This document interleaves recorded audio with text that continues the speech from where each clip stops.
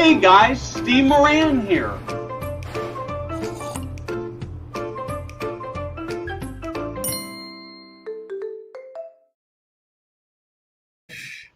What do you think of my new intro? I love it. I got to tell you. Steve, I love the Steve in person. I love the cartoon Steve. How cool is that? That was an awesome intro. Yeah, this is the first time, of course, that we've shown it. We actually got this done through Fiverr, and but I do have to give credit to Lola on my team for sort of creating the script for it, and Matt, our new social media wizard, for doing some final tweaking and editing. And I'm just completely delighted by it. And the guy who did this, I mean, he did a pretty good job of making it look like me, right? So I'm very happy.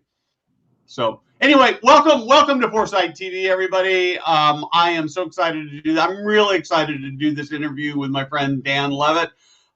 Dan is the CEO of I think this is the first time we've actually had somebody from Canada on Foresight TV, which is kind of bad, right? I probably need to fix that more. But Dan, why don't you actually start by telling us a little bit about who you are and what you do, and then, well, let me actually do one other thing to have you introduce. So we're actually going to talk about two very specific things. Dan has, from as long as I've known him, has really been passionate about how senior living communities can create amazing life experiences for resident, and he continues to lead and explore in that area.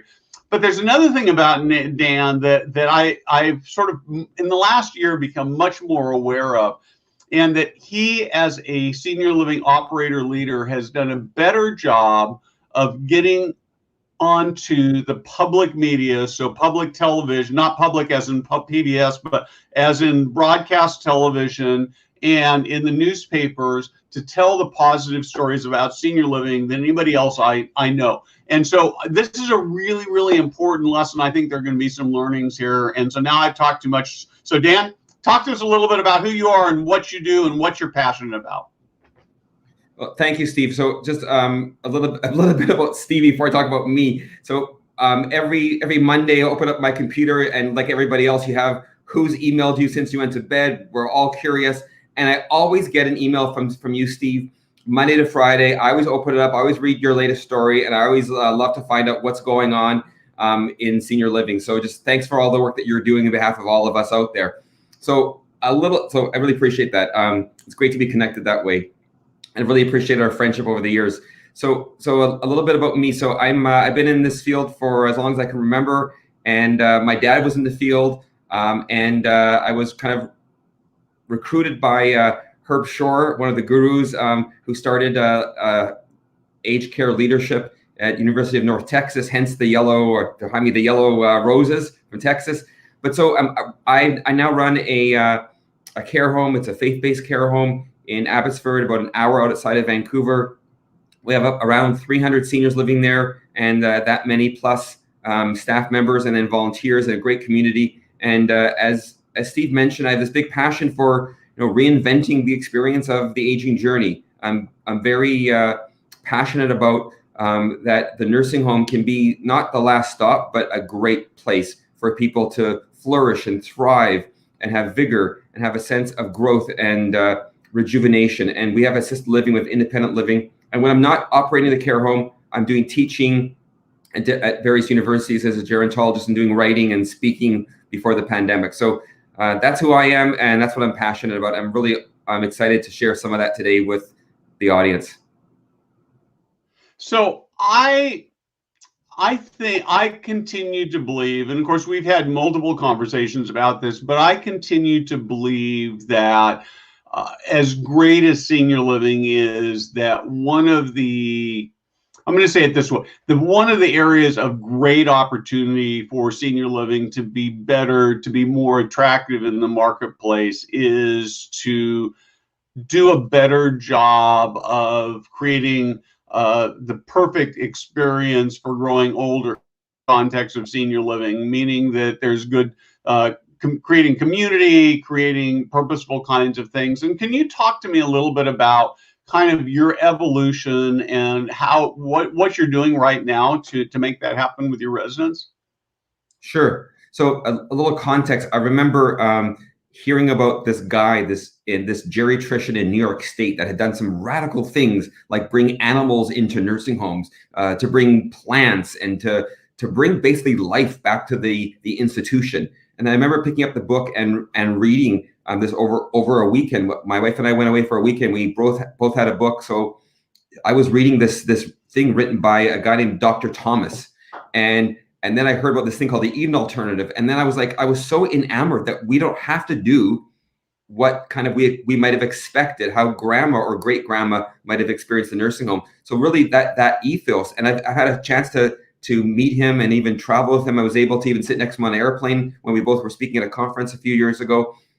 And really, I would say that perspective is basically who I am and what I do. And I know a lot of the audience will feel the same way. So we really have to reinvent and redo the nursing home of the future. And even the ones that are those outdated institutions, we got to update them and make sure that they are humanistic and kind to us, despite some of the challenges around having that home environment and those things that maybe might not have been so great during an infection, for infection control practices. But in terms of our care home, we're really focusing on creating a home environment that the people who are caring for you, providing that direct care, the most intimate kind of care, because you've had so many losses, that they are becoming a friend. They're more of a friend than they are the person in scrubs, that basically is that orderly that you think about kind of typically, that the recreation programs are kind of radical, and they're not just the bingo. Not that bingo's bad, but we're not just doing bingo. We're doing some non-traditional things that you would have done at home, and basically bringing life and bringing humanity back into the lives of seniors. I mean, that's really what I've been about, and that's really what Tabor attracted me to Tabor, is that Tabor has an open mind about doing things differently, and also being a leader in how we do them. Well, so first I would say that Bill Thomas has over the years become a friend, and if I can do a little bit of self-promotion here, as you know, I think you're already signed up for it. We have Evolve 2021, which is completely focused on creating and reimagining what life is in Richmond. So it's a conference that happens over 2 weeks, 3 days, 3 hours each day approximately. All virtual, and Bill is one of our keynote speakers there, and I know he will be amazing. I mean, Ashton Applewhite and Tifa Snow, and just an amazing group of people who are going to be speaking on that. So I'm going to use that little self-promotion. But what I'd actually like to do is, if I were a operator of a senior living community, I were an executive director or a regional or even a CEO, and I came to you and I said, I know my life in Richmond isn't good enough, and I know you're doing some really cool stuff. Where should I start? What advice would you give me? Well, I would start by basically asking, and Steve and I were just talking about this before the show started. We were talking about, what do we do in our spare time? So I know, Steve, that you like to hike. So then if you lived at Tabor, how can we incorporate that into your life at Tabor? I was talking to Peter, who's a new resident at Tabor yesterday. I was in his room visiting with him, and he was telling me that's what he loves doing. He loves hiking. So it's my job to get him hiking. It's my job to fulfill that need. And just because he might be in a wheelchair, just because he might have some health challenges, we got to get him outside. We got to get him gardening. We got to get him doing walks. We got to get him in just enjoying and being normal. We got to bring back into the nursing home opportunities for them to thrive. So that my advice would be kind of keep it simple. Find out what are the things that we love to do during the pandemic. I'm sure people watching this will relate to this. We've become bakers. I mean, who isn't now figuring out what kind of yeast to use in the flour and making pizza? And in our house, every Friday evening, we'll bake a fresh challah, and the whole family's involved. I do the dough. Another daughter does the braiding. My other daughter does the baking, and my wife makes sure it comes out of the oven perfectly. So why can't we do that in the nursing home? Why do we restrict, for example, we talk about food security? Look at food security in the nursing home. Why do we sequester the food and lock it up from the residents? If I can't go downstairs in the middle of the night, not that I do this, but I would love to be able to go downstairs to the freezer and grab ice cream. Why can't a resident do the same thing? Why can't we involve them in the normal activities? And that would really be my advice, is focus on the simple stuff And I think we'll have much better outcomes if we can have our general needs met of what we did before we moved in. So I don't remember who it was that originally asked this question, but I think it's such a critical question to ask is how many jobs, how many things that happen in a senior living community could actually be done by residents? I've often thought that the best labor pool that a senior living community has is actually residents. Every time I suggest that, I get tremendous pushback. But you think about it, I'll bet you could probably hire somebody from your community who could man your front desk. And I'll bet there are a bunch of other things that if you actually were to do that, and they'd make a little bit of money, it might solve your hiring problem. I don't know, and yet there seems to be great reluctance with that. Well, Steve, you're 100% correct. Oh, no, well, you're 100% correct, and you mentioned Teepa Snow. So that's part of that dementia experience. That's part of basically that humanistic, person-centered. If we really care about the person, we wouldn't just have them be served. I think part of our self-esteem is that as we contribute, we don't want to just receive things. We want to give. That's part of the human condition. It's the norm of reciprocity. So if somebody wants to set a table, if somebody wants to cut vegetables, I was talking to this gentleman, Peter, yesterday, and he says, oh, the guy next to me, David actually is a carpenter. And because I was trying to get Peter to reinstall the nursing station desk that we renovated our nursing station. The nurses still want a desk where it's behind the counter. They can't really see it, but I need it reinstalled. So I said, can you do it, Peter? He says, no, well, ask David next door. And I couldn't go see David because he's right now quarantining because he just came from the back of the hospital. But I want him to go and reinstall. What's the worst that could happen? What's the absolute worst? And that's what I was asking our maintenance manager. What if they were painting the wall and paint splattered on the floor? You do the same thing you do at home. You get some turpentine and probably just take it off. So why can't they be involved and engaged in different things? Why can't they, from a lower level of care, why can't they be helping out? And Steve, there was a great moment. I was touring a home in Auckland in New Zealand a couple of years ago, and I made a faux pas. The CEO introduced me to one of the people who lives there. They weren't called residents. They were called something else. I think they were called by their first name. And this person had been to a class all day long. I assumed they were a student. This person was actually the teacher. So come on, like, you can't tell me that these people don't have skills, and that as long as you have that passion, why can't you do it if you wanted to? Yeah, I think that and we have a fair number of residents who are readers who watch Foresight TV, and honestly, I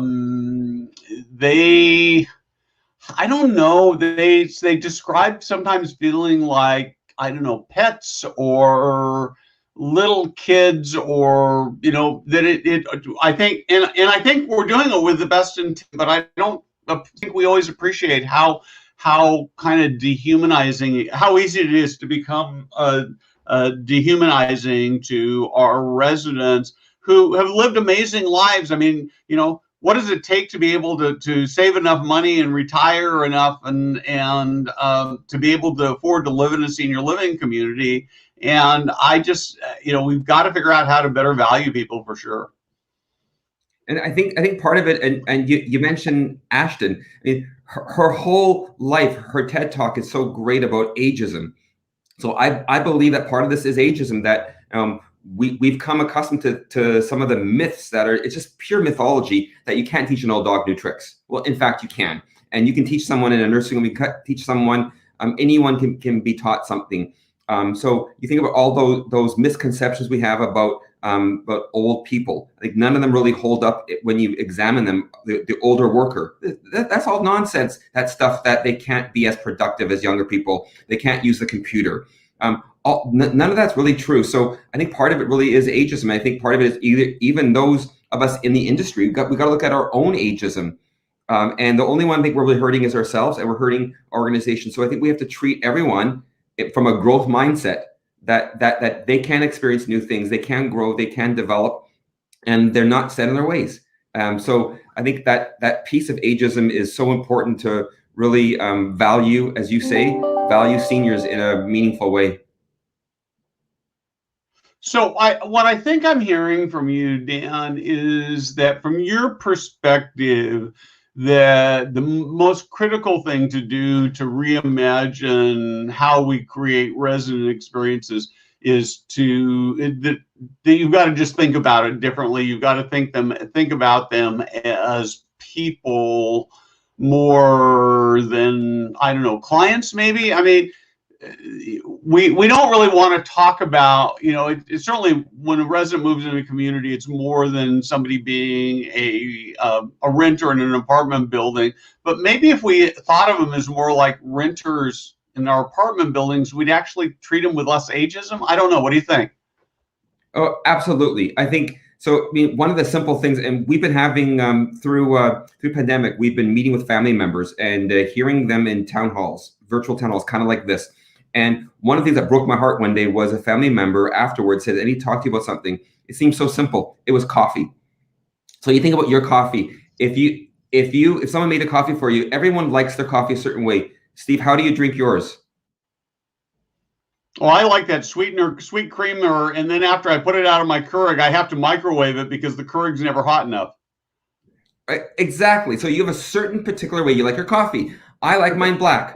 I'm good with, and if it's warm, even better. If it's hot, great. So I don't want to burn my tongue though. So what breaks my heart is that we're not doing that for all the seniors in care. And it seems like a simple thing, but we all love our beverages. We want it a certain way. So I think if we have that customer service perspective, yes, they are a client, they are a friend, but I wouldn't serve your coffee any other way than how you like it. So why should we treat all these seniors? And one of my favorite things, Dr. Herb Shore talked about this when I was studying under him or with him, and he says, if you want to ask what quality is, go ask the people that you're caring for that go live in your community. And he said he asked one of the residents at Golden Acres in Dallas, and the answer was pretty simple. It's the person said, Herb, there's no quality here because my toast, it's soggy and cold every morning. We got to stop serving that kind of toast. We should be making toast almost at the table, or at least in the dining room. We got to serve it the exact way they want it. I want my toast dry. If we had breakfast together and I had that toast, I'd send it back because I only want my toast dry. So I think we do have to make sure we're treating people like they're our family, like they're our friends, realizing they are the client, and making sure we provide the best possible customer service we can. My wife has a friend that we go to church with who's in her 90s, and until just a few weeks ago, we were doing church virtually, right? But my wife would go over to her senior living community every Saturday morning to sit with her to watch church, and so that sounds like a nice story, except that it's not really, because the primary reason my wife would do that was because this friend was not able to, her eyesight's very poor, and so she was not able to get online to watch the church service on her own. She needed help, and they both knew that the community could not pull it together to send somebody in her room to set it up once a week. That probably take 5 minutes to 3 minutes to get it up and going, and that shouldn't be, I don't think. Well, you're 100% correct. We have to make sure that we maintain the contact with our communities. That's been a big challenge, obviously, during the pandemic. And one thing that we have at Tabor is we have a local church, Clearbrook Mennonite Brethren Church, which is just down the street from us. They have they call it the church channel, and it's a special cable channel that everybody has. And when that particular church channel, for some reason, there's a cable problem, I hear about it. I get letters, like I get phone calls right away and emails. So we always have that on there. And you're right. We got to figure out a way with technology. You would think that with modern day technology, and you'd be able to simply say, as a senior, a person living in care, why couldn't you just say, TV, turn on to church channel? If you could verbalize that, or the staff could, and bam, it's there. Because all these remotes, I don't even know how to work the remotes I have at home. How can you expect somebody with dementia to be able to operate a TV? Yep, I agree with you. To me, it seems like I should be able to say, Alexa, turn on my church and give me my church that I want. Right? So, okay. So I actually want to, we're running our clock down. So I want to move, I want to shift gears for a bit. I admired, and you didn't know this until I was telling you this earlier this week we were talking, but I have admired from a distance at your ability to get on the public stage to talk about senior living. And you, for a long time, maybe you're still doing it. You're writing a regular column for your local newspaper. You have been on the local TV stations, and you are seen as an expert on both aging and senior living. And I'm sure that that's had tremendous benefit for how people look at senior living, how people look at your community, how people perceive you. So how did you do that? Well, you're giving me too much credit, Steve, but I appreciate it very much. So I'll tell you what happened. I mean, I certainly saw other people doing it, and I saw this is a message I believe in. So I was already kind of, believing that philosophy that we got to do this different. And I saw other people, some of the names I've already mentioned. And then there was one day where we had a complaint, and the media called us, the Canadian Broadcast Corporation, CBC, which is kind of like NPR or PBS. They called me up and said, we have a complaint from a family member, and I found out who it was. I was like, yeah, I just met with him yesterday, but obviously I didn't do a very good job managing the complaint, and I was on the radio for the wrong reason, responding to a complaint from a family, which I've since done again. But I thought, we got to tell a different story. I don't want Tabor Village or any nursing home to be basically always in front of the spotlight for the wrong reason. We got to say that we've evolved, great things are happening in the nursing home, and it's not just the way that you hear these negative stories. So that's really been my interest in doing this, and I've been trying to tell that story. And when you write an op-ed or you write a letter to the editor, often people on talk shows or in the media, they'll reach out to you for an interview. What did you tell us more about that? It kind of strikes a chord. Sometimes you have to speak out and critique the industry, which is also challenging because your colleagues don't always agree with you. But I think we have to basically say that, some of these places, some of our practices, they haven't been working. And we got to do a better job of kind of shedding ourselves from the institutional approach and having a more not home-like, but a home approach where you feel like you're living at home and it becomes their home. So that's really been my way, and just being available. If somebody reaches out to me, I try to say yes every time. And other people hear that you're willing to speak, and they need free people to basically to fill pages of newspapers or websites or the broadcast. So that's also part of it, is if you can speak and carry on a conversation and respond back to people who are interested in telling a story, they will call upon you over and over again. So do you I want to actually talk a little bit about the emotional aspect of this, right? Because I think that one of the things that I find is that people, it's a little bit scary for people to put themselves out on public television where people can be watched. And do you worry about you're going to say the wrong thing? Do you get nervous, any of that? Yeah, you get nervous. I don't think anyone goes on stage, even rock stars go on stage, and if they're not nervous, then they're not going to be performing well. So you got to have a little bit of that anxiety. I think otherwise things are wrong. So you might be a little bit uncomfortable. But yeah, you are worried. I've been coached. I always check with our media relations in Canada. We have a regional health model, public health model. I always check with their media department, make sure I'm doing the right thing and getting feedback from them. And the reporters are smart. They're going to ask you a question, and if you repeat back the answer using their question, you will say something that you don't want to say. So you got to kind of know what you're doing a little bit, and they might try to get you to say something that might, describe the outbreak at the care home that you work at. And if you say the word, oh, it's been blank, blank, blank, that's going to be the headline. So you want to be really careful to make sure you stick to your script and have maybe 3 points that you're repeating, and the reporter knows what you're doing when they start hearing that.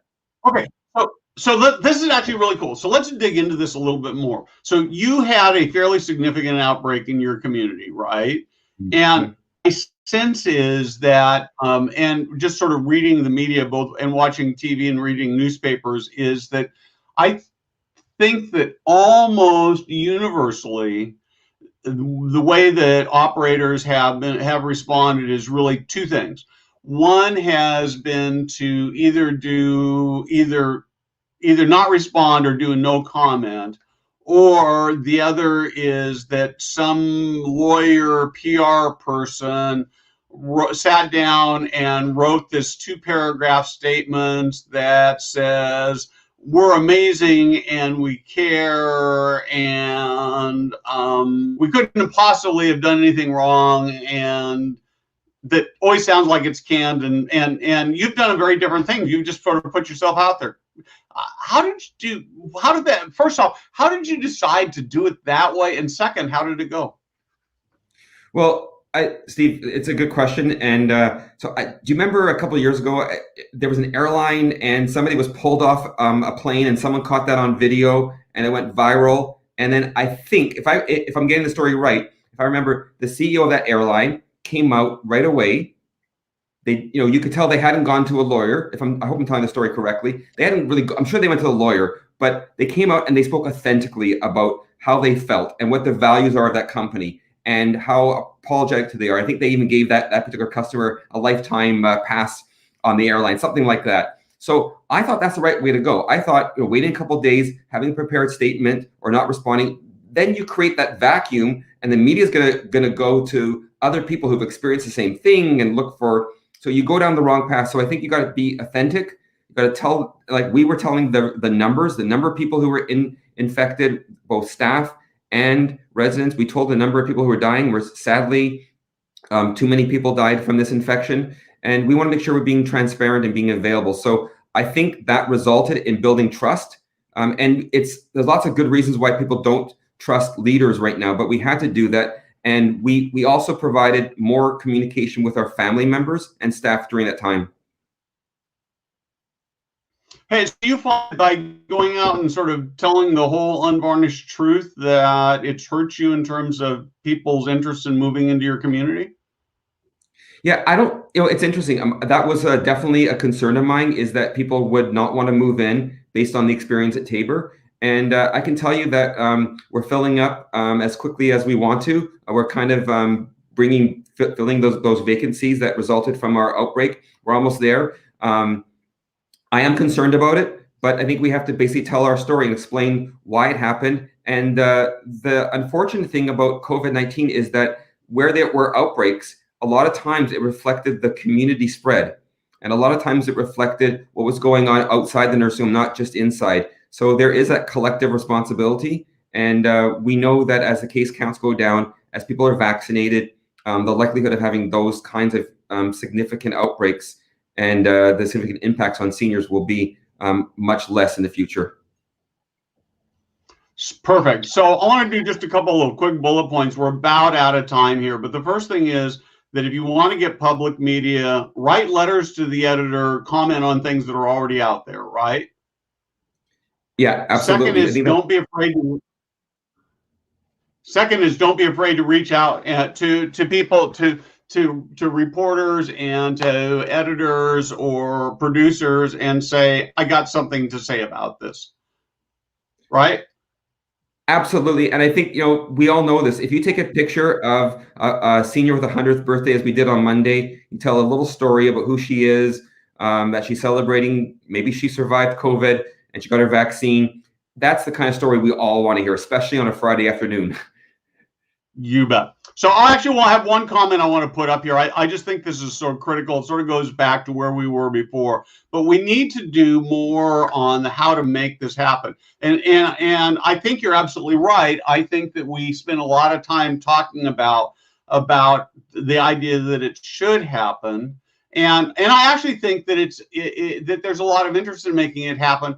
I do think that the biggest challenge really is that people don't know what to do. And frankly, that's kind of why, a big part of why we think we exist at Senior Living Foresight is to actually be able to, we do a lot of sort of the theoretical, this could be better, but we do a lot of, these are things you can do to be practical. We had a video we did, I think we're going to reissue it, where we talk about why both senior living operators and vendors ought to be on podcasts. And we have I think we've actually finished putting it together, but we actually have a resource that we're going to put out that's going to give some very specific guidelines on how to do that. Because I think we miss the how to do this is so hard. The people who are doing it well sort of have some intuition like you do for what you're doing. And so, you don't really, it's hard for us to reimagine, hard for you to imagine that somebody else might have a much harder time than you, right? Yeah, it's interesting about the staffing challenge, and that is a huge issue. And I think as was mentioned in the comment, that could be the reason why we don't do it. I was coaching a director of care in a rural part of Ontario through this program we have in Canada right now to improve quality and long-term care. And so I got connected with her, and her name's Nancy, 22-bed care home. And what they've done is something seems so simple. They wanted to reduce psychotropic medications, which we all want to do. They wanted to reduce falls. And what is she doing about that? Well, she's introducing a simple thing, one-to-one visitation. And what they're also doing is they have a cart that has activities that they can bring in. And they're all kind of in plastic wrapping, so they're not, it's all fish control friendly, but it's something for a meaningful activity for the residents to do on their own that the staff member, this one-to-one staff member sets up. So there are lots of things we can do. Where there's a will, there's a way. So I think that's the biggest thing is challenging the status quo, disrupting what we know, and bringing life into the nursing home. Cool. So I want to do one more little plug here. We have developed a new texting community that we're just in the process of rolling out. We'd love to have you join. If you've already signed up and said, wait a minute, I haven't seen anything yet, that's true, you haven't, but it will come. The way you join is to text to 916-659-5287. Just the 2 letters, TV. They can be capitalized or not. And in the next few weeks, we're going to be starting to send out some bonus stuff that you won't get any other place than if you're part of this community. Dan, thank you very much. I actually, we were talking before you came on, you're getting ready to go on spring break for a week with your family, although doing it at home because of the shelter in place stuff, but we are getting close to going back to a more open society, both in Canada and here in the US. So have a great vacation. Thank you very much for joining me. Thank you. It's been a pleasure. Great to see everybody.